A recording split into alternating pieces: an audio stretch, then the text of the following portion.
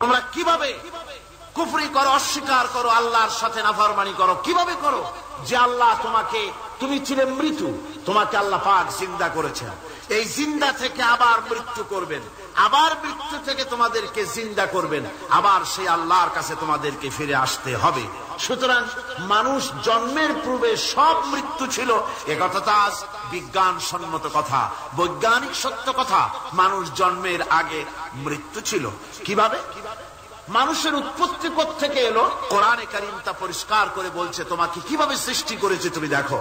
সন্তান মায়ের জরায়ুতে আসার পূর্বে সে ছিল পিতার শুক্রকীট আর মায়ের ডিম্বাণু, অর্থাৎ স্পার্মটোজন এবং ওভাম, এই দুটি জিনিসের মধ্যে সে বিভক্ত ছিল। মায়ের বক্ষপিঞ্জর এবং পিতার পৃষ্ঠদেশ থেকে সবেগে নির্গত এক ফোঁটা পানি দিয়ে আমি আল্লাহ পাক তোমাকে সৃষ্টি করেছি।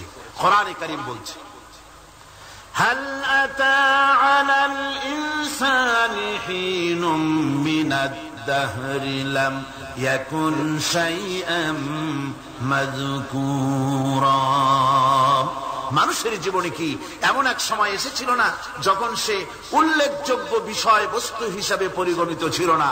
তোমার নাম ছিল না, পরিচয় ছিল না, কিছুই ছিল না, দুনিয়ার কেউ তোমাকে জানতো না, শুনতো না। আমি আল্লাহ পাক তোমাকে সৃষ্টি করেছি।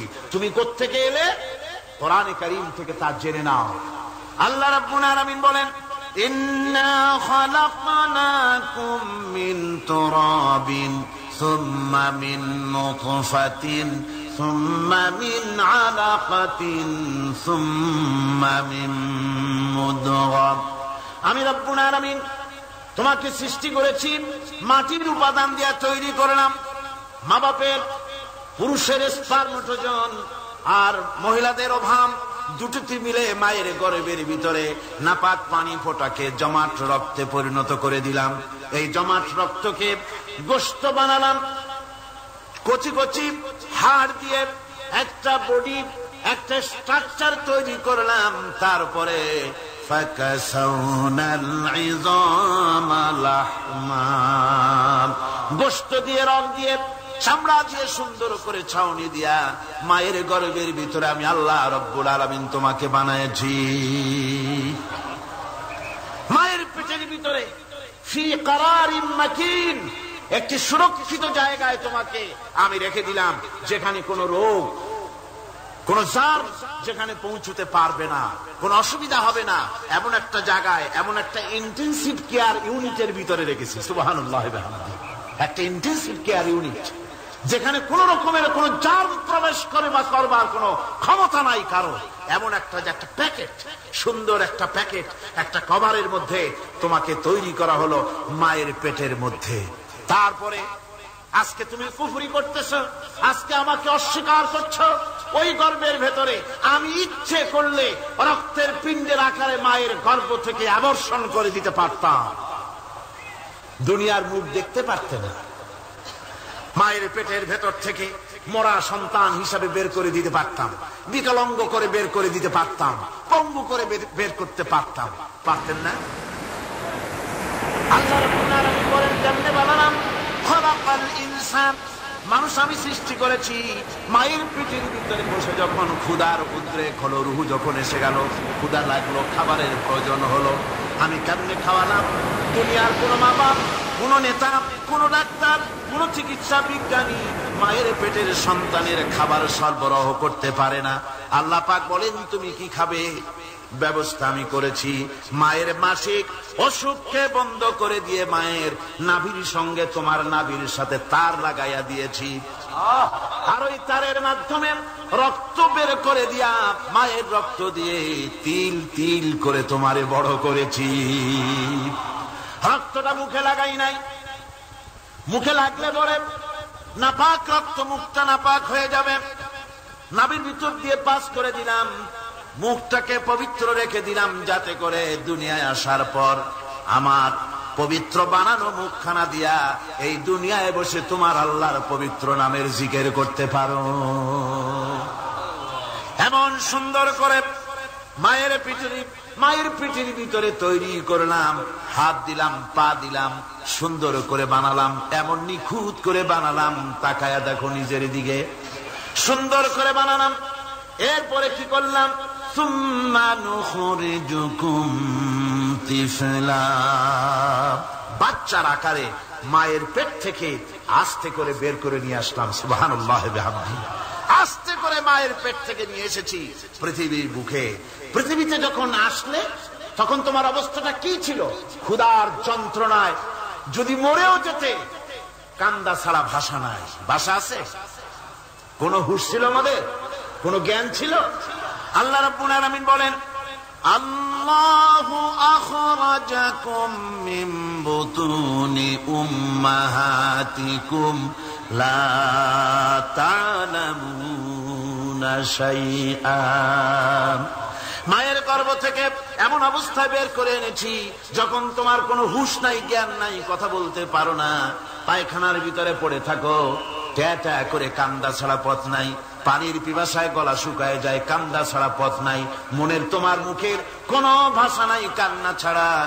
আমি তোমার এমন আল্লাহ, আমি তোমার এমন স্রষ্টা, আমি তোমার এমন রব, তোমার ভাষা নাই বলে মায়ের কলিজার ভেতরে আমি তোমার প্রতি এক দুর্বিনীত মহব্বত পয়দা করে দিয়েছি। তোমার কান্না তোমার মায়ের বুকের মধ্যে শেল বিঁধে যায়। তুমি যখন কাঁদো, কান্নার আওয়াজ যখন মায়ের কানে চলে যায়, হাজারো কাজ ফেলে মা দৌড়াইয়া বাচ্চারে কোলে নেয়। কি খাবে কেউ তৈরি করে না। আল্লাহ রাব্বুল আলামিন বলে, বান্দারে, দুনিয়ায় আসার আগে তুমি কি খাবে, খাবারের বন্দোবস্ত আমি আল্লাহ করেছি, আমি এমন স্রষ্টা। তুমি দুনিয়া আসার 6 মাস আগে তোমার মায়ের বুকের ওপরে তোমার খাদ্য গরম করে আমি আল্লাহ রিজার্ভ করে রেখে দিয়েছি। সেই খাদ্য শুধু খাদ্য নয়, রোগের প্রতিষেধক, এটা ওষুধ। আজ বিজ্ঞানীরা, চিকিৎসা বিজ্ঞানীরা বলছেন, মায়ের দুধ সন্তানের খাদ্যের, মায়ের দুধের চাইতে কোনো বিকল্প কিছুই নাই। সন্তান পৃথিবীতে এলে মায়ের প্রথম দুধটা, গ্রামে গঞ্জে অশিক্ষিত এলাকায় প্রথম দুধটা ফেলে দেয়, এটাকে মনে করে এটা খারাপ, এটা খাওয়াতে নাই, তাহলে ধনুষ্টঙ্কার হবে, হাবিজাবি কথা বলে। আল্লাহ দুধ বানাইছে বাচ্চার ধনুষ্টঙ্কার হওয়ার জন্য। মায়ের ওই প্রথম দুধটা হচ্ছে সন্তানের জন্য সমস্ত রোগের প্রতিষেধক। সে ছিল পেটের ভিতরে একটা কাভারের মধ্যে, ওখানে কোনো জার্ম ছিল না, কোন রোগ জীবাণু ছিল না। ও পৃথিবীতে এসেছে যেখানে অক্সিজেনের ভেতরে জার্ম রয়েছে, বাতাসের ভিতরে জার্ম রয়েছে, যার পরিবেশটা খারাপ হয়ে আছে, মানুষের শ্বাস প্রশ্বাসে নিঃশ্বাসে হাজারো রোগ বীজাণু জীবাণু ঘুরছে। এই রকমের একটা পৃথিবীতে এসেছে। আসার পরে কচি স্বাস্থ্য, কচি শরীর, কচি হার্ট, কচি লাংস, সেটাকে প্রতিরোধ করবে কি করে? সেজন্য আল্লাহ পাক মায়ের দুধের ভিতরে সমস্ত রোগের প্রতিষেধক দিয়ে দিয়েছেন। সুবহানাল্লাহ। আজকের বিজ্ঞানীরা স্বীকার করেছেন, অনেক মা তার সন্তানকে দুধ দেন না, নিজের শরীর স্বাস্থ্য ভালো রাখার চিন্তা করে বাচ্চাকে দুধ খাওয়ান না। এটা অত্যন্ত নির্মম কাজ। বাচ্চাকে দুধ খাওয়ালে বাচ্চার সাথে মায়ের মহব্বত বাড়ে। ইউরোপে, আমেরিকায় মাকে মা বলে ডাকে না, বাপকে শ্রদ্ধা করে না, সম্মান করে না। তার কারণ সেখানে মায়েরা তার সন্তানদেরকে কোলে নেয় না, সন্তানদেরকে ফিডার খাওয়ায়। আর আমি নিজের চোখে দেখেছি, মায়েরা ইউরোপে, আমেরিকায় যখন শপিং এ আসে, তখন রাস্তায় যখন আসে, তখন ওই পুশ চেয়ার গুলিতে বাচ্চাকে শোয়াইয়া বাচ্চা এভাবে পুশ চেয়ারে করে ঠেলে নিয়ে যায়, আর কুত্তার বাচ্চাগুলি কোচা কোলে নেয়, নিজের বাচ্চা পুশ চেয়ারে করে ঠেলে। সেই জন্য মায়ের প্রতি সন্তানের মহব্বত হয় না, সন্তানেরও মায়ের প্রতি কোনো শ্রদ্ধা জাগে না। আল্লাহর কি ব্যবস্থা! মায়ের কলিজার মধ্যে মহব্বত পয়দা করে দিয়েছেন আল্লাহ পাক। মায়ের বুকের দুধের ভিতরে আল্লাহ রাব্বুল আলামিন, আল্লাহ পাক বলছেন, আমি মানুষ সৃষ্টি করেছি আর তার সমস্ত প্রয়োজন মিটিয়েছি, তার খাবারের সব প্রয়োজন মিটিয়ে দিয়েছি। দুধটাকে ঘন করি নাই, হজম করতে পারবে না বলে ওই দুধটা সামান্য পাতলা করে দিয়েছি, ওর ভিতরে সামান্য মিষ্টি দিয়েছি। দুধের বোটার ভিতরে একটা ছিদ্র দিলে চোষা মারলে পরে অনেকগুলি দুধ বেরিয়ে এসে গলাটা আটকে যেত, তোমার কচি কণ্ঠ গলা আটকে যেত, শ্বাস করতে পারতে না। এজন্য মায়ের স্তনের বোটার ভিতরে সূক্ষ্ম সূক্ষ্ম 32টা ছিদ্র করে আস্তে করে দুধ বার করে তোমার জীবন আমি বাঁচাইছি। খলাকাল ইনসান, মানুষ সৃষ্টি করেছি আমি আল্লাহ পাক। সুতরাং যে আল্লাহ পাক এ মানুষ সৃষ্টি করলেন আর মায়ের কলিজার ভিতরে মোহব্বত পয়দা করে দিলেন, সে আল্লাহ পাক বলছেন খবরদার ওই মাকেও যেন আবার ভুলে যেও না। মাকে সম্মান করে করো, মা বাপকে মোহব্বত করো, তাদেরকে শ্রদ্ধা করো। বউ পাইয়া সুন্দর স্ত্রী পেয়ে মায়ের কথা ভুলে যেও না। অনেক সাহেব আছে মায়ের কথা ভুলে যায়, স্ত্রীর কথা অনুযায়ী মায়ের উপর অত্যাচার করে, এরকমও বহুত আছে। আল্লাহ পাক বলছেন শোনো, وَقَضَى رَبُّكَ أَلَّا تَعْبُدُوا إِلَّا إِيَّاهُ وَبِالْوَالِدَيْنِ إِحْسَانًا। তোমার প্রভুর পক্ষ থেকে ফয়সালা হয়েছে, চূড়ান্ত সিদ্ধান্ত হয়ে গিয়েছে, আমি আল্লাহর ইবাদতের পর তোমার মা বাপের ইহসান করবে, খেদমত করবে, তাদের জন্য উপকার করবে, তাদেরকে ভালোবাসবে।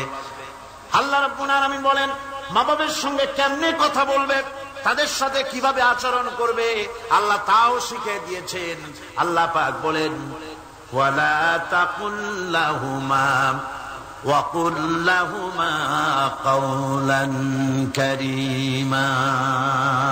মা বাবার সাথে সম্মানজনক কথা বলো। ওয়াকুল লাহুমা কাওলান কারীমা, সম্মানজনক কথা বলো। মাথায় ঝাঁকি দিয়ে রাগ করে চোখ মোটা করে কথা বলো না। তুমি সন্তান, তোমার জন্য সবচাইতে বড় পীর তোমার আব্বা তোমার আম্মা, ঠিক কিনা কর? ছেলের জন্য, মেয়ের জন্য, সন্তানের জন্য সবচাইতে বড় পীর কে? বাপ মা। এটা ভালো করে মনে রাখতে হবে। আপনার মাওলানা সাহেবদের দোয়া, পীর সাহেবদের দোয়া কবুল হতেও পারে, নাও হতে পারে, 50-50 সম্ভাবনা আছে, আবার সম্ভাবনা নাই। কিন্তু মা বাবের দোয়া কবুল হবে 100% সিউরিটি রয়েছে। রাসূলুল্লাহ বলেছেন 3 জনের দোয়া কবুল হবে, মুস্তাজাবুদ দাওয়াত। কয়জনের দোয়া কবুল হবে? আল্লাহ রাব্বুল আলামিনের হাবিব বলেন 3 জনের দোয়া কবুল হবে আল্লাহর দরবারে। তার মধ্যে একজন হলেন মাজলুম ব্যক্তি, যে ব্যক্তি অত্যাচারিত, যে ব্যক্তি মুসাফির, প্রবাসী, তার দোয়া কবুল হবে। আর মা বাপ যদি সন্তানের জন্য দোয়া করে, ওই দোয়া আল্লাহ রাব্বুল আলামিনের দরবারে মঞ্জুর হয়ে যায়। আল্লাহ রাব্বুল আলামিন মা বাপ সম্পর্কে বলেন মা বাবের জন্য আমার কাছে দোয়া করবি বান্দারা, আমার কাছে দোয়া করবি। দোয়াটা আল্লাহ পাক শিখাচ্ছেন, রব্বিরহামহুমা কামা রব্বায়ানি সাগীরা। পড়েন সবাই, রব্বিরহামহুমা কামা রব্বায়ানি সাগীরা। একটু জিকির করেন, লা ইলাহা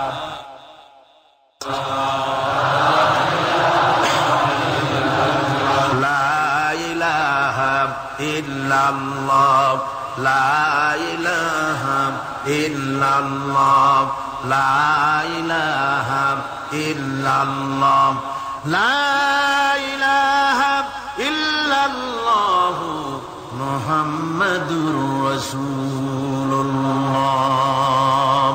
আমার ভাইরা, আল্লাহ পাক শিখাচ্ছেন বান্দা তোর মা বাপের জন্য আমার কাছে দোয়া কর। আল্লাহ রব, আয় আমার প্রভু, আমার মা বাপ যেমন ছোটবেলায় আমাকে স্নেহের কোলে লালন পালন করেছে, আয় আমার আল্লাহ তুমি আমার মা বাপকে তোমার রহমতের কোলে লালন পালন করো।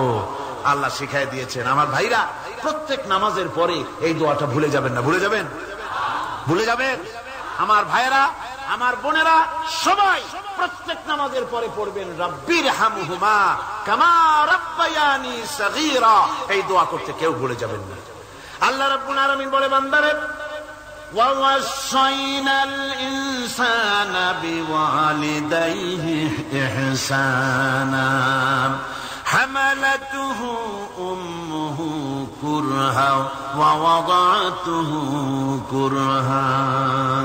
আল্লাহ পাক বলেন আমি পৃথিবীর সমস্ত মানব মণ্ডলীকে উপদেশ দিয়েছি মা বাপকে সম্মান করো, শ্রদ্ধা করো, তাদের উপকার করো। তার কারণ হলো তোমার মা তোমাকে গর্ভে ধারণ করেছে অত্যন্ত কষ্টের সাথে। আল্লাহ বলতেছেন মা তোমাকে গর্ভ ধারণ করেছে অত্যন্ত কষ্টের সাথে, এরপরে তোমাকে ডেলিভারি করেছেন অত্যন্ত কষ্টের সাথে, তোমাকে ডেলিভারি করেছেন। গভীর রাত্রে মানুষ সব ঘুমায় যায়, গর্ভবতী মা ঘুমাতে পারে না, সন্তান পেটের ভিতরে হাঁটু দিয়া গুতা মেরেছে, পা দিয়া লাথি মেরেছে। মা চরম শীতের রাত্রে, প্রচন্ড শীতের রাতে গায়ের লেপটা সরায় দিয়া মা একবার দাঁড়ায় আর একবার বসে, একবার দেওয়ালের সাথে হেলান দিয়া দাঁড়ায়, কষ্ট করে রাতটারে কাটায় দেয়। আবার সারাদিন সংসারের জন্য কাজ করেছেন, রান্না বান্না করেছেন মা, সকলকে খাওয়াইয়া মা শেষের দিকে খেতে গেছেন। যখন নিজে খেতে গেলেন, খাবারের ক্ষুধাত নিয়ে পেট ক্ষুধা নিয়ে খেতে বসেছেন, পেটের ভিতরে সন্তান লাথি মেরেছে, পেটের মধ্যে ঘুষা মেরেছে, হাঁটু দিয়া গুতা মেরেছে, ভরা পেটে পেটের ভিতরে সন্তান গুতা মারলো হাঁটু দিয়া মাথা দিয়া। মা ক্ষুধা রয়েছে পেটে, খেতে পারলেন না, বেদনা শুরু হয়েছে। খাবারের থালাটা ঠেলে দিয়ে মা দাঁড়ালেন, বসলেন, চোখের পানি ফেললেন। এভাবে করে মা একটা দুইটা দিন নয়, 10টি মাস পর্যন্ত সন্তানটাকে পেটের মধ্যে নিয়ে, একটা জীবিত মানুষ আর একটা জীবিত সন্তান পেটের মধ্যে নিয়ে নড়াচড়া করছেন, চলাফেরা করছেন। কিতাবের মধ্যে এসেছে রাতের বেলায় মা যে ঘুমাতে পারেন না সন্তানের নড়াচড়ার কারণে, রাতভর ইবাদত করলে যত সওয়াব পাওয়া যেত আল্লাহ ওই সওয়াব মায়ের আমলনামায় লিখে দেন। সন্তান পেটে থাকার কারণে খেতে পারে না, পেট ভরে ক্ষুধায় কষ্ট পায় মা, এই জন্যে 10 মাস ধরে রোজা রাখলে যে সওয়াব হতো আল্লাহ রাব্বুল আলামিন মায়ের আমলনামায় রোজার সওয়াব লিখে দেন। 10 মাস পুরে গেল, সন্তান ডেলিভারির সময় চলে এলো। মায়ের মন বিমর্ষ, সন্তান ডেলিভারি হবে, না জানি মরে যাই নাকি, না জানি অপারেশন লাগে নাকি, কি অবস্থা হবে। মা খেতে পারে না, মুখটা শুকায়া যায়। ডেলিভারির সময় যখন আসে, মা বাবার কাছ থেকে বিদায় নিয়ে যায়, স্বামীকে একান্তে গোপনে ডেকে নিয়ে বলে, প্রাণের স্বামী, দীর্ঘদিন একসঙ্গে ঘর কন্যা করেছি, অপরাধ হয়ে যেতে পারে, আমারে মাফ করে দিও। আমার মনে হয় এবার আমি আর বাঁচবো না, সংসার থাকলো চাবি থাকলো সব বুঝে নাও, আমারে মাফ করে দিও। মা চলে গেল সতিকা গৃহে, ক্লিনিকে চলে গেল, অপারেশন থিয়েটারে চলে গেল, অথবা ডেলিভারির জায়গায় চলে গেল। ডেলিভারি পেইন শুরু হয়ে গেল, বেদনা শুরু হয়ে গেল। এক একটা বেদনা যেন মায়ের এক একটা মৃত্যু যন্ত্রণা শুরু হয়ে যায়। এমন যন্ত্রণা, প্রসব বেদনা দুনিয়ার ভুক্তভোগী মা ছাড়া আর কেউ জানে না। এই চরম বেদনার ভেতর দিয়ে, চরম কষ্টের ভিতরে মা যখন একটা বাচ্চা প্রসব করলো, জিহাদের ময়দানের মতো মা রক্তাক্ত হয়ে গেলেন, সন্তান দুনিয়া এলো। মা তখন অস্থির থাকেন, এত বড় বিরাট কষ্টের ভিতরে। আল্লাহ রাব্বুল আলামিন বলেন, সন্তান যখন ডেলিভারি হয়ে গেল, মায়ের মনের ভিতরে আমি তখন এই ফিলিংস, এই টেন্ডেন্সি জাগ্রত করে দিই, দেখ কি হয়েছে। মা তখন দেখতে চায় কি হয়েছে। মায়ের সামনে যখন এত কষ্টের, হৃদয় বিংড়ানো, কলিজার 32টি নাড়ি ছেঁড়া যন্ত্রণার সন্তান যখন মায়ের চোখের সামনে আসে, আল্লাহ পাক বলেন, মা যখন তার ছেলের মুখের দিকে তাকায়, মেয়ের মুখের দিকে তাকায়, আল্লাহ বলেন 10 মাসের পেটে ধরা কষ্ট আর ডেলিভারির সব কষ্ট মায়ের মন থেকে মুছে ফেলে দেই। আল্লাহ রাব্বুল আলামিন বলেন, খবরদার দুনিয়ার মানুষ, এমন মায়ের সাথে নাফরমানি করবি না, এ মায়ের সাথে নাফরমানি করবি না, মাকে সম্মান করবি, মার কাছে দোয়া চাবি। দুনিয়ায় যদি সম্মান চাও, রিজেক্ট চাও, মায়ের পায়ে ধরে কাঁদো। মায়ের জাতি অনেক সম্মান তার। রাসূল করিম সাল্লাল্লাহু আলাইহি সাল্লামকে প্রশ্ন করা হয়েছে, হুজুর খেদমত করবো কার? হুজুর কয় মায়ের। তারপরে কার? হুজুর কয় মায়ের। তারপরে কার? হুজুর বলেন মায়ের। তারপরে কার? তোমার পিতা। 3 গুণ, তোর ভাইয়ের মর্যাদা 3 গুণ বেশি, তোর বাপের চাইতে মর্যাদা বেশি। সুবহানাল্লাহ পড়ে। আর আজকে ইসলামের শত্রুরা তারা বলে যে ইসলাম নারীর অধিকার আদায় করে না। নারীর অধিকার ইসলাম দেয় নাই তো কে দিয়েছে? আমার বন্ধুগণ, বিশ্ব নবী জনাব মুহাম্মদ রাসূলুল্লাহ সাল্লাল্লাহু আলাইহি ওয়াসাল্লাম মসজিদে নববীর ভিতরে বসে আছেন। এক বৃদ্ধা মহিলা মসজিদের মধ্যে প্রবেশ করলেন। হুজুর বৃদ্ধাকে দেখে দাঁড়ায় গেলেন, বিশ্ব নবী বুড়ি মেয়ে লোককে দেখে দাঁড়ায় গেলেন। আল্লাহর নবী বুড়িকে দেখে দাঁড়ালেন। বুড়ি যখন কাছে এলেন, আল্লাহর নবী নিজের গায়ের চাদর বুড়ির জন্য বিছায়া দিলেন। বুড়ি বসলেন। এরপরে কথাবার্তা সারার পর বুড়ি যখন বিদায় হবেন, হুজুর আবার দাঁড়ালেন। বুড়ি মহিলা চলে গেলেন। সাহাবায়ে কেরাম বলেন, ইয়া রাসূলুল্লাহ, কিছুই বুঝলাম না, একজন বৃদ্ধা মহিলার জন্য বিশ্ব নবী দাঁড়ান আর গায়ের চাদর বিছান, আমরা বড় আশ্চর্য হয়ে গেলাম। নবীজি বলেন, ও আমার সাহাবীরা, তোমরা জানো না, এই মহিলাকে চিনতে পারো নাই। আমি আমার মায়ের দুধ আমার জীবনে কিসমতে তেমন হয় নাই। আমি আমার মায়ের দুধ তেমন কিসমতে পাই নাই। যার বুকে দুধ খেয়ে, যার কোলে কাখে চড়ে আমি বড় হয়েছি, আমার সেই দুধ মা ইনি হযরতে হালিমাতুস সাদিয়া। আমার সেই দুধ মা। রাসূলুল্লাহ নিজে সম্মান দিয়েছেন মায়ের। খবরদার, মাকে অসম্মান করবেন না, মাকে সম্মান করবেন, মাকে শ্রদ্ধা করবেন। আমার বন্ধুগণ, আলেম ওলামা পীর বুজুর্গদের জন্য হাদিয়া তো দেন আপনারা, কোনো নিষেধ নাই, দেন। হাদিয়া দেওয়াও সুন্নত, নেওয়াও সুন্নত, দিবেন, আমি কোনো নিষেধ করি না। কিন্তু আমি বলতে চাই, পীর বুজুর্গদের কাছে, আলেম ওলামাদের কাছে হাদিয়া দিয়া আল্লাহরে যত না খুশি করতে পারবেন, এই ডালিম বেদানার মৌসুমে বেদানা একটা ভেঙে নিজ হাতে যদি মায়ের মুখে তুলে দেন, আল্লাহর আরশ খুশি হয়ে যাবে, আল্লাহর আরশে আজিম খুশি হয়ে যাবে, আল্লাহ পাক খুশি হয়ে যাবে। মায়ের খাওয়াও, বাপকে খাওয়াও, তোমার সবচেয়ে বড় পীর তিনি। সুবহানাল্লাহ, সুবহানাল্লাহ। মা বাপ যদি একটু দোয়া করে দেয়, তোমার জিন্দেগির কাম শেষ। একটু বদদোয়া করলে জাহান্নামে যাবা। কোন পীর সাহেব বদদোয়া করলে জাহান্নামে যাবে এমন কথা নয়। কোন মাওলানা বদদোয়া করলে দোজখে যাবে এমন কথা নয়। রাসূল বলেছেন, হুমা জান্নাতুকা ওয়া নারুকা। মা বাপ তোমার বেহেশত, মা বাপ তোমার জাহান্নাম। মা বাপ যদি অসন্তুষ্ট হয়, দোজখে যাবি, আর মা বাপ যদি খুশি, আল্লাহর জান্নাতে চলে যাবে। সুবহানাল্লাহ, সুবহানাল্লাহ, সুবহানাল্লাহ। মায়ের পায়ের তলে তোর বেহেশত। আমরা পুরুষ, আমাদের গত বছরও বলেছি, আমরা পুরুষ, আমাদের পায়ের তলে জুতা। আমাদের পায়ের তলে কি? শুধু জুতা। আর আমার মা, আমার মায়ের জাতি যারা এই প্যান্ডেলে বসে আছেন, আমার মায়েরা, বোনেরা, মায়ের জাতি যারা পৃথিবীতে, মায়ের জাতির পায়ের তলে আল্লাহর বেহেশত। সুবহানাল্লাহ।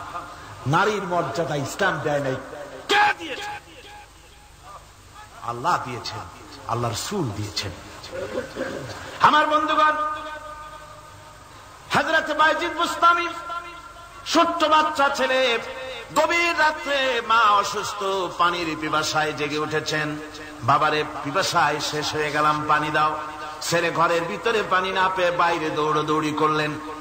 অনেক দূর থেকে পানি নিয়ে এসে দেখেন মা ঘুমায় গেছেন। পানি নিয়ে দাঁড়ানো, পৌষ মাস, মাঘ মাসের শীতের রাত, ফজরের সময় মায়ের ঘুম ভেঙে গেল। তাকিয়ে দেখেন বাইজিদ দাঁড়ানো, হাতে পানি থরথর করে কাঁপছে। জিজ্ঞাসা করে, বাইজিদ তুমি দাঁড়ানো কেন? ছোট্ট বাচ্চা বলে, মা পানি চেয়েছিলে তুমি গভীর রাত্রে, পানি ঘরে ছিল না, অনেক দূর থেকে আনতে হয়েছে। মা বলছে, ঘুমাও নাই কেন গ্লাস থুইয়া? বাচ্চা বলে, ঘুমাই নাই, তুমি যদি আবার পানি চাও, সময় মতো যদি দিতে না পারি, মা তোমার কষ্ট হবে, এই জন্য ফজর পর্যন্ত আমি দাঁড়ায় আছি, কখন তুমি পানি চাও। মা হাতের থেকে পানি নিয়ে পান করলেন। বাইজিদকে বিছানার উপরে আরাম করে কম্বল দিয়ে ঘুম পড়াইয়া দিলেন। হযরত বাইজিদের মা উযু করে ফজরের নামাজ পড়ে সিজদায় চলে গেলেন। চিৎকার মেরে কেঁদে বলেন, আমার রব, আমার আল্লাহ, আমি আমার বাইজিদের মা, আমি মা হয়ে বাইজিদের জন্য দোয়া করি। বাইজিদ আমার জন্য আজকে যা করেছে, আমি মা, আমার কলিজা ঠান্ডা হয়ে গেছে। আয় আল্লাহ, আমি বাইজিদের জন্য দোয়া করি, তুমি তাকে সুলতানুল আরিফিন বানাইয়া দিও। মঞ্জুর হয়ে গেল আল্লাহ পাকের কাছে দোয়া। আমার ভাইরা, আল্লাহ পাক বলছেন খবরদার, আমার ইবাদতের পরে মা বাপ, আল্লাহর ইবাদতের পরে কারা? মা বাপকে সম্মান করো, শ্রদ্ধা করো, মোহাব্বত করো, কিসমত খুলে যাবে, কিসমত খুলে যাবে। মা বাপকে সম্মান করো। হযরত আবু হুরায়রা রাদিয়াল্লাহু তাআলা আনহু রাসূলের সামনে এসে কাঁদতেছে। হুজুর বলছেন, আবু হুরায়রা কাঁদো কেন? কাঁদো কেন? রাতের বেলা কাঁদো কেন? হযরত আবু হুরায়রা বলছেন, হুজুর আমাকে মা মেরেছেন। হুজুর বলছেন, মা মারলো কেন? কোন অপরাধ করেছ? কোন গোস্তাখি করেছ? আবু হুরায়রা বলছেন, না হুজুর, কোন গোস্তাখি করি নাই, তবে মারলো কেন? হযরত আবু হুরায়রা বলছেন, হুজুর আমি আপনার দরবার থেকে ফিরতে রাত হয়ে গিয়েছিল। মা জিজ্ঞেস করলেন, আবু হুরায়রা এত রাত্রে কোথায় ছিল? বললাম, আমি ছিলাম যে কদম চুমতে পারলে দুনিয়া ধন্য হয়, সেই দরবারে নববীর কদম মোবারক থেকে আসতে আমার দেরি হয়েছে। আমার মা মুশরিকা, আপনার নাম শুনে তার গায়ে আগুন জ্বলে উঠলো, আমাকে ধরে মারা আরম্ভ করলো। বলল, হয় আমার বাড়ি ছাড়বি, আর না হয় মুহাম্মদ সাল্লাল্লাহু আলাইহি ওয়াসাল্লামের দরবার ছাড়বি। আমি বললাম, আমার মা, তুমি বুড়ি মানুষ, তোমার গায়ে যত শক্তি আছে সমস্ত শক্তি দিয়ে আমারে পিটাও, আমারে মারো। মারতে মারতে আমাকে বাড়ি থেকে তুমি বের করে দাও। তোমার বাড়ি শুদ্ধ, তাম দুনিয়া ছেড়ে দিতে পারি, আল্লাহর নবীর কদম মোবারক ছেড়ে দিতে পারি না। হুজুর, আমার মা আমাকে গলা ধাক্কা দিয়ে বের করে দিয়েছেন। হুজুর বলছেন, আবু হুরায়রা, তোমার মা তোমাকে মেরেছে, তুমি আমার কাছে নালিশ করছো? আমার তো এখানে ইন্টারফেয়ার করার কিছুই নেই। সুবহানাল্লাহ, সুবহানাল্লাহ। মা তোমাকে মেরেছে, এখানে আমার করার কিচ্ছু নাই। বিশ্ব নবী বলছেন, এত বড় পাওয়ারফুল নবী, লেজিসলেটিভ পাওয়ার, সারে আল্লাহ তাকে বানিয়েছেন শরীয়ত প্রণেতা।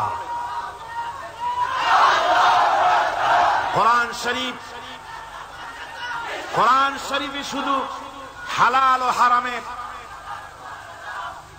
হালাল এবং হারামের, বৈধ এবং অবৈধের সীমারেখা শুধু কোরআনই ঠিক করে। রাসূলের জন্য আল্লাহ ছেড়ে দিয়েছেন। আল্লাহ রাসূলও হারাম, হালাল এবং হারামের বৈধতা অবৈধতার সীমারেখা নির্ধারণ করেছেন। এত বড় ক্ষমতা তার, এত বড় পাওয়ারফুল বিশ্ব নবী, তিনি বলছেন, মা মেরেছে, আমার করার কিছু নাই। চিন্তা করেন কত বড় কথা, এ কথা লোড কত। হযরত আবু হুরায়রা বলেন, ইয়া রাসূলুল্লাহ, মা আমাকে মেরেছেন, আমি আল্লাহর নবীর কাছে মায়ের বিরুদ্ধে নালিশ করতে আসি নাই। বললেন, কেন এসেছো? হযরত আবু হুরায়রা বলেন, হুজুর এসেছি একটা কারণে, আমি জানি আল্লাহ নবী যদি আল্লাহর দরবারে হাত উঠায়া কোনো জিনিস বলে, আল্লাহ রাব্বুল আলামিন সঙ্গে সঙ্গে মঞ্জুর করে নেন। হুজুর আমি এসেছি, মেহেরবানি করে দোয়া করুন আমার মাকে যেন আল্লাহ হেদায়েত নসিব করে দেন। আল্লাহ নবী হাত উঁচু করে বললেন, আল্লাহুম্মা হিদি উম্মা আবি হুরায়রা, আয় আল্লাহ আমি দোয়া করি আবু হুরায়রার মাকে তুমি হেদায়েত নসিব করে দাও। রাসূলুল্লাহ দোয়া করছেন আর আবু হুরায়রা সমানে দৌড়াচ্ছেন।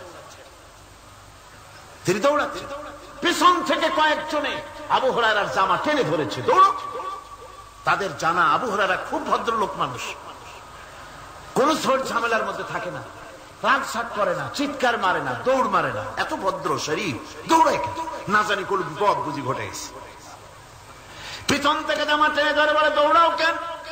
হযরত আবু হুরায়রা জামা সাহাবীর হাত থেকে ছিনায় নিয়ে বলেন, জামা ছেড়ে দাও, আমাকে দৌড়াতে দাও, আমি দৌড়াইয়া বাড়ি যেয়ে দেখতে চাই, আমি দৌড়াইয়া আগে আমার বাড়ি পৌঁছতে পারলাম না, আমি যাওয়ার আগে আমার আল্লাহর নবীর দোয়া আমার বাড়ি পৌঁছে গেছে, আমি এইটা দেখতে চাই। হযরত আবু হুরায়রা বাড়িতে গিয়ে দরজা নক করলেন, ভেতর থেকে আওয়াজ এলো, কে? হযরত আবু হুরায়রা বলেন, মা আমি তোমার আবু হুরায়রা ফিরে এসেছি। মা বলছেন, বাবা অপেক্ষা করো, দরজা খুলতেছি। হযরত আবু হুরায়রা বলেন, মায়ের গলার আওয়াজের ভিতরে শিরকিয়াতের কর্কশতা পেলাম না, মায়ের গলার আওয়াজের ভিতরে তাওহীদের গন্ধ পেলাম। আমার মনে হলো নবীজির নিক্ষিপ্ত তীর তার নিশানায় পৌঁছে গেছে। কিছুক্ষণ পর মা আমার বেরিয়ে এলেন। মাথা থেকে, চুলের থেকে, বুড়ি মানুষ, সাদা চুলের ভিতর থেকে পানি পড়তেছে। মা বলল, বাবারে তোমারে মারার পর আমি বড় অনুতপ্ত হয়েছি, অনুশোচনা করেছি, আমি গোসল করেছি। মনে মনে ভাবলাম আমার ছেলে তো কোনো খারাপ জায়গায় যায় নাই, কেন তারে মারলাম? আমি বড় লজ্জায় পড়েছি তোমারে মেরে। ও আমার আবু হুরায়রা, আমি গোসল করেছি, পবিত্র হয়ে গেছি, জলদি করে আমাকে নিয়ে চলো বিশ্ব নবী জনাবে মুহাম্মদুর রাসূলুল্লাহর দরবারে। হযরত আবু হুরায়রার মা ঘোষণা করলেন, আশহাদু আল্লা ইলাহা ইল্লাল্লাহু ওয়াহদাহু লা শারীকা লাহু ওয়া আশহাদু আন্না মুহাম্মাদান আবদুহু ওয়া রাসূলুহু। আমার ভাইরা, মা বাপ সবচেয়ে সম্মানের জিনিস। আল্লাহর ইবাদতের পরই মা বাপের খেদমত করতে হবে। আল্লাহ পাক বলছেন, বান্দারে দেখ, মায়ের পেট থেকে আনলাম, মায়ের বুকের মধ্যে মহব্বত পয়দা করলাম, এত মহব্বত দিলাম তোর উপরে, যে কোনো বিদেশে যান, যেখানে যান, বাড়িতে ফিরলে পরে সকলে, ছেলে মেয়ে ভাই বোন সবাই দেখবে সুটকেসে আমার জন্য আনছে কি। সবাই চিন্তা করবে আমার জন্য কি এনেছে। একমাত্র মা সন্তানের মুখের দিকে তাকাবে, কখন খাইছে সে। সুবহানাল্লাহ, সুবহানাল্লাহ। আমার বাসার মুখখানে শুকনা, তুই বুঝি আজকে কিছু খাইস নাই। বিদেশে যেসব সন্তান থাকে, মা কাটা কবুতরের মতো ছটফট করে। আমার ছোটবেলার কথা আমি দেখেছি। শর্ষিরা মাদ্রাসা পড়তাম, আব্বা টাকা দিতেন মাদ্রাসায় যাওয়ার সময়, আবার মা আবার মুরগির ডিম বিক্রি করা, বিভিন্ন জিনিস বিক্রি করা বা বাজার করা পয়সা, উদ্বৃত্ত কিছু পয়সা আব্বার অজান্তে আমার হাতের মুঠার মধ্যে দিয়ে দিতেন। যখন মাদ্রাসার দিকে রওনা হয়েছি, পর্দার আড়াল থেকে, দরজা থেকে দেখতাম, যতক্ষণ তাকায় দেখতেছি চোখ থেকে পানি দরদর করে পড়তেছে। সুবহানাল্লাহ, মা কি জিনিস! আল্লাহ আল্লাহ আল্লাহ। বিদেশে যদি কারো সন্তান মারা যায়, সবার জানার আগে কবি বলতেছেন, বিদেশে বিরাজ্যে যার পুত্র মারা যায়, পশু পক্ষী না জানিতে আগে জানে মা। মায়ের কই যার তারে টান লেগে যায়, মা বুঝতে পারে আমার সন্তানটা নাই। আহারে মা! আমার বন্ধুগণ, মা তার বেঁচে আছে, বেয়াদবি করেছেন, পাও ধরে মাপ নিয়ে নেবেন, পাও ধরে মাপ নিয়ে নেবেন। মা তো পা ধরে দেখবেন, মাফ করে দেবেন। সুবহানাল্লাহ, সুবহানাল্লাহ। কত দরদ তার বুকের মধ্যে। আর মা বাপকে সম্মান করবেন। যাক, এই বিষয়ের উপরে আমি আর যেতে চাই না।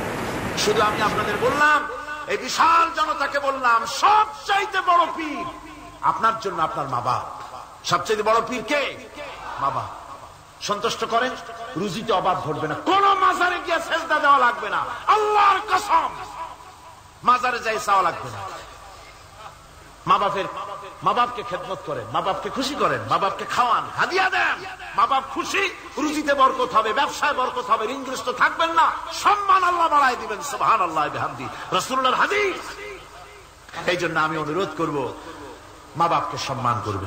বিশাল আকাশের মালিক, আমাদের হায়াতের মালিক, আমাদের মওতের মালিক, আমাদের সুখ দুঃখের মালিক, আমাদের মনিব, আমাদের রব, সর্বশ্রেষ্ঠ সর্বশ্রেষ্ঠ মালিক মহান আল্লাহ রাব্বুল আলামিনের সামনে মাথা নিচু করে একান্ত গোলামের মতো, ভিক্ষুকের মতো, কাঙ্গালের মতো জীবনের সব দুঃখ দুর্দশা আল্লাহর কাছে বলবো। আমরা আমাদের গুনার কথা বলবো, আল্লাহর কাছে মাপ চাইবো। আল্লাহুম্মা আমিন। রব্বানা ظلمنا أنفسنا وإن لم تغفر لنا وترحمنا لنكونن من الخاسرين. رب ربنا ظلمنا أنفسنا وإن لم تغفر لنا وترحمنا لنكونن من الخاسرين ربنا لا تزغ قلوبنا بعد إذ هديتنا وهب لنا من لدنك رحمة إنك أنت الوهاب رب العالمين আমাদের গুনার দিকে নজর করো না, আমাদের গুনার দিকে তাকায়ো না।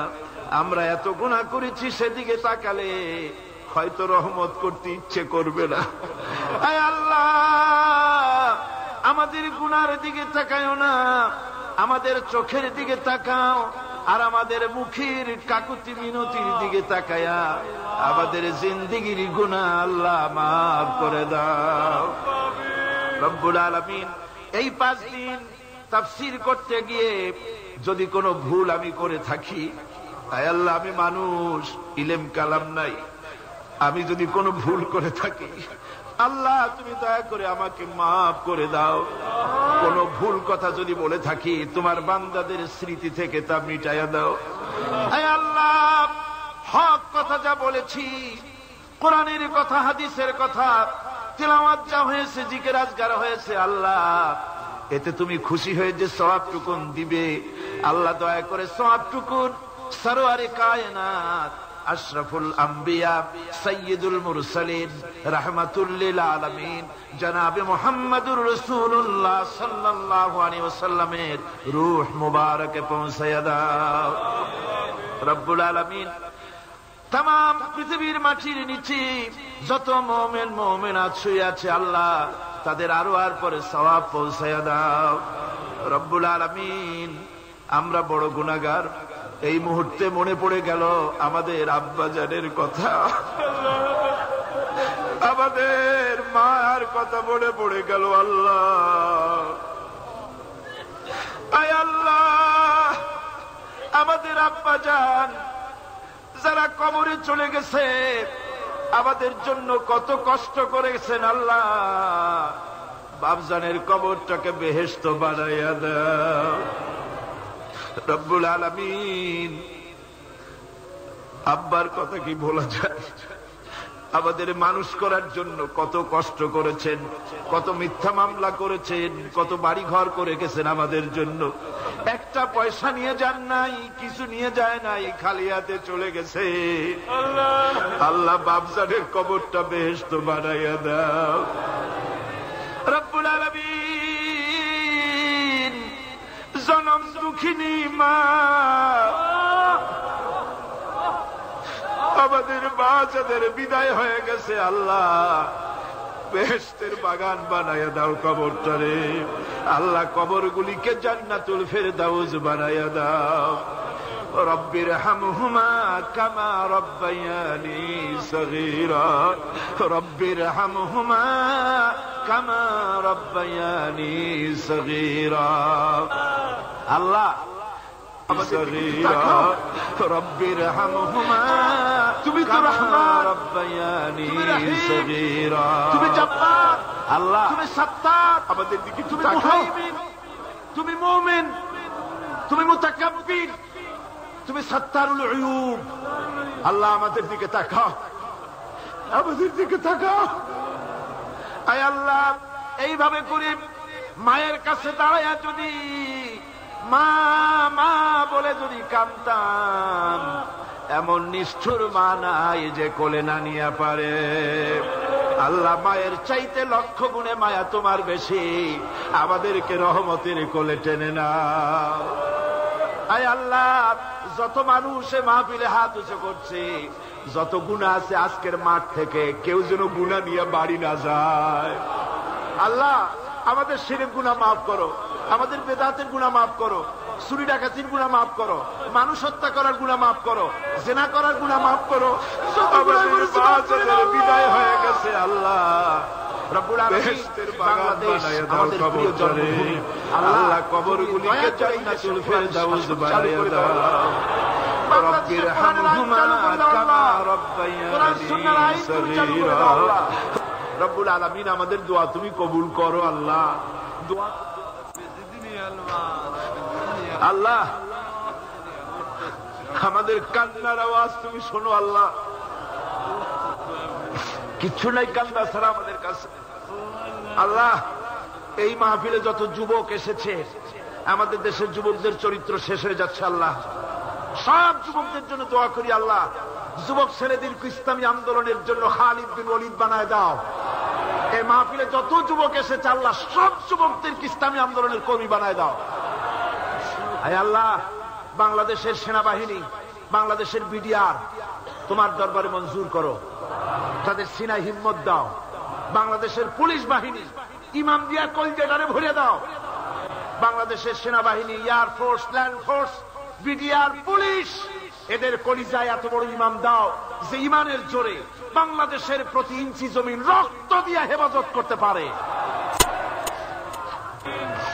আল্লাহ, ইয়া আল্লাহ, ইয়া আল্লাহ। আমার ভাইরা, হুজুর সাল্লাল্লাহু আলাইহি ওয়াসাল্লাম আরাফাতের ময়দানে দুহাত উঁচু করে দিয়ে আল্লাহর কাছে চাইছিলেন, যাতে তার বগল দেখা গিয়েছিল। হাদিস শরীফে এসেছে, আল্লাহর কাছে দুটো হাত উঁচু করে দিয়ে চান, ইয়া আল্লাহ, আল্লাহ। কান্দেন কান্দেন, আজকে কানবেন না কবে কানবেন? আজই তো কান্নার দিন। কাঁদেন আল্লাহর কাছে, আল্লাহ ভিক্ষা চাই তোমার কাছে আল্লাহ। আল্লাহ অনেকের রোগ ব্যাধি আছে, মাফ করে দাও আল্লাহ। আজকের এক মহিলা আমার সঙ্গে টেলিফোনে কাঁদলেন, 20 বছর পর্যন্ত রোগে ভুগতেন। রাহেল আক্তার লাকি তার নাম। 20 বছর পর্যন্ত ভুগতেছে রোগে, কাঁদতেছে, বলছে বিশ্বাস করি কোরআনের মাহফিলে দোয়া কবুল হবে, অপারেশন যেন লাগে না, দোয়া করেন এই মহিলাকে যেন আল্লাহ অপারেশন না লাগায় ভালো করে দেন। আমার মা বোনেরা, মেয়ে লোক মানুষ, পেটে বাচ্চা, কোলে বাচ্চা, কষ্ট করে মা বোনেরা বহুত দূর দারাজ থেকে এসেছে আল্লাহ। আমার মায়েরা বোনেরা যারা আসছে আল্লাহ, কিয়ামতে তাদেরকে খাদিজা এবং আয়েশার কাতারে দাঁড় করায় দিও আল্লাহ। আমার মা বোনদেরকে পর্দায় থাকার তৌফিক দিও আল্লাহ। মা বোনদেরকে তুমি হেফাজত করো। যত রিকশাওয়ালা এসেছে আল্লাহ, এত কষ্ট তারা করে, ওদের ভাগ্য তুমি উন্নতি করে দিও আল্লাহ। রিকশাওয়ালা, ঠেলাওয়ালা, কুলি, মজুর, আল্লাহ সকলের উপরে তোমার রহমত নাজিল করো। কলেজ বিশ্ববিদ্যালয়ের শিক্ষক, ছাত্র, ডিসি, এসপি, জজ, ব্যারিস্টার, ম্যাজিস্ট্রেট, আইনজীবী, বুদ্ধিজীবী, সাহিত্যিক, সাংবাদিক, প্রকৌশলী, চিকিৎসক, কৃষিবিদ, আল্লাহ সকলের উপরে তোমার রহমত নাজিল করো আল্লাহ রব্বুল আলামিন। আমরা এই বিশ্বাস নিয়ে হাত নামাচ্ছি যে আমরা এতক্ষণ যা বলেছি তুমি শুনেছো, আমরা যা বলেছি তুমি কবুল করেছো। আয় আল্লাহ আমাদের মুনাজাত তোমার দরবারে কবুল করে দিও আল্লাহ। সুবহান রাব্বিকা রাব্বিল ইজ্জাতি আম্মা ইয়াসিফুন ওয়া সালামুন আলাল মুরসালিন আলহামদুলিল্লাহি রাব্বিল আলামিন ওয়া জাআল আখিরা কালিমাতিনা ইনদাল মাউত লা ইলাহা ইল্লাল্লাহ।